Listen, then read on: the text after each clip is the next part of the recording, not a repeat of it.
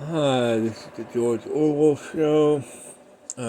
Just wanted to come on here and say thank you to my 33rd subscriber I didn't know I had until recently. And all the future subscribers that do come here, I say you will be treated the same way as the very first one that subscribed to my channel. By the way, like, share, subscribe if you like what you see. Now, take a small walk down memory lane with me. We are told, at least I'm of the, the 1980s babies. I was born in 1982. I was a cusp generation. I was not quite a millennial, but not quite a Gen Xer. I had all the fun parts of the Gen X stuff and all the optimism of the millennial. I'm a cusp generation that I ask you not to peg me into the millennials or the Gen Xers because I don't quite fit into either one.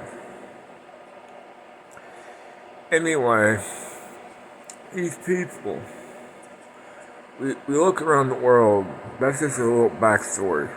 We look around the world, see the world is pretty much on fire right now in one way or another. And what most people do not understand is this, in my opinion, is a part of prophecy. And I guarantee you, if you read the news even somewhat badly, and then, pardon me, if you then you go to your Bible, and they match up quite nicely, or it could be a series of quite nicely. Most people think that I'm full of garbage, or think I'm just saying that the second return of Christ is full of crap. Well, yes and no to second returning of Christ, because we're starting to see things that would preclude the return of Christ. But if you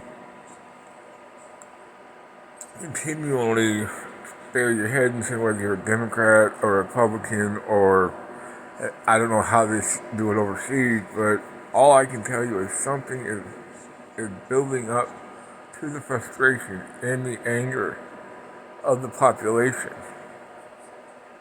And I was a Democrat and I am a Republican now, if that tells you something. Because I went through the change from 2019 to 2024. Because number one, I, in my highest regard, knew that the Democrats were lying to me. They were no longer the party of the worker. They were no longer the party of the small guy or the disabled. They were the party of how can we suck up to the big donors.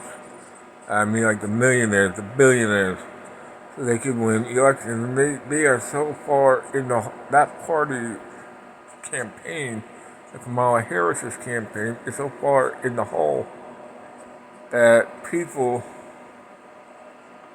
didn't want to get to them, and they didn't realize how Donald J. Trump won. That also is another rant for another day.